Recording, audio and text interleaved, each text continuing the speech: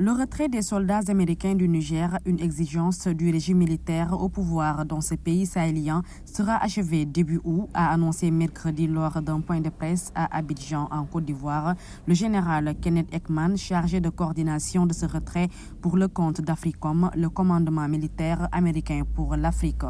Début juillet, les soldats américains de la base de Niamey avaient tous quitté le pays et il restait quelques 200 éléments de la base de drones d'Agadez dans le nord du pays. Les États-Unis étaient engagés au Niger pour lutter contre les djihadistes qui frappent régulièrement le pays dans des attaques sanglantes, mais le régime militaire au pouvoir depuis un an à Niamey a remis à plat ses partenariats internationaux et a demandé leur départ en mars.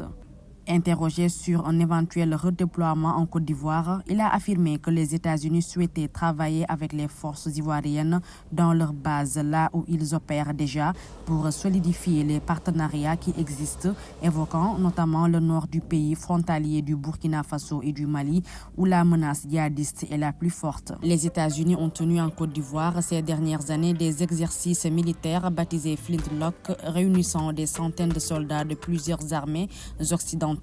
et africaines afin de renforcer les capacités opérationnelles dans la lutte anti-djihadiste.